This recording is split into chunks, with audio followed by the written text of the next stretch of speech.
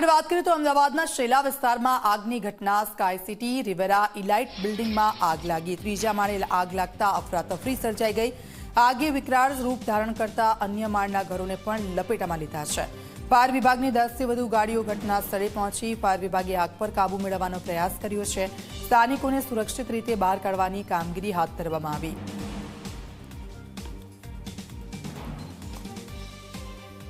શેલા વિસ્તારમાં આવેલી એક રેસિડેન્સ ઇમારતમાં આગ લાગી। આગનું કારણ હજી જાણવા નથી મળ્યું, પરંતુ કહેવામાં આવી રહ્યું છે કે કદાચ જે શોર્ટ સર્કિટ છે એના કારણે આગ ખૂબ વધારે પ્રસરી ગઈ।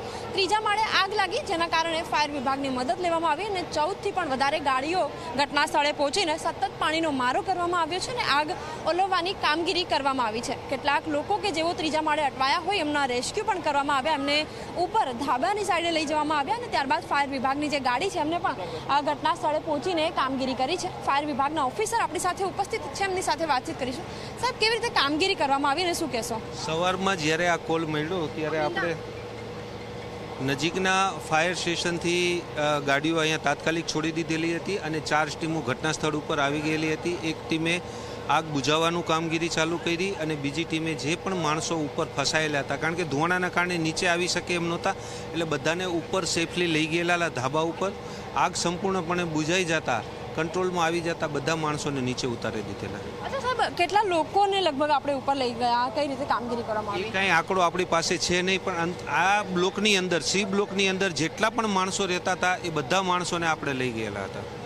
અચ્છા, કઈ રીતે આગ લાગી હશે, કોઈ અંદાજ ખરી? બેન, અમે જ્યારે આવ્યા ત્યારે આગના ભડકા જ ચારે બાજુ દેખાતા હતા। આગ કઈ રીતે લાગેલી, કયા કારણથી લાગેલી, એ બધું તપાસનો વિષય છે। એ બધી તપાસ થશે અને પછી આપણને કારણ જાણવા મળશે। પણ અત્યારે અહીંયા જે માણસોને પૂછી છે તો પ્રાથમિક તબક્કે એ લોકો કહે છે કે શોર્ટ સર્કિટથી આગ લાગેલી છે।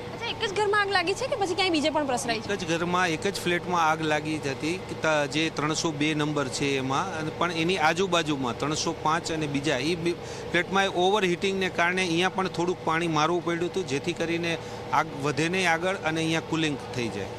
બિલકુલ, ફાયર વિભાગના ઘણા બધા ઓફિસરે જેઓ ઘટના સ્થળે પહોંચ્યા અને તેમણે કામગીરી કરી। હવે તમને એ દ્રશ્યો પણ બતાવવા જુઓ કે જે ઘર છે ત્રીજો માળ, અને ત્રીજા માળમાં કારણ કે આગ એ પ્રકારે પ્રચંડ રીતે ફેલાઈ હતી કે જેના કારણે આજુબાજુના જે ફ્લેટ છે ત્યાં પણ પાણીનો મારો કરવો પડ્યો। એ પણ આગની ચપેટમાં આવી ગયા। જોકે ફાયર વિભાગ ઘટના સ્થળે પહોંચ્યા અને ત્યારબાદ તેમણે કામગીરી કરી। કેટલાક લોકો કે જેઓ અટવાયા હોય એમને ધાબે લઈ ગયા। આગ જેવી રીતે કાબૂમાં આવી ત્યારબાદ તમામ લોકોને નીચે ઉતારી લેવામાં આવ્યા।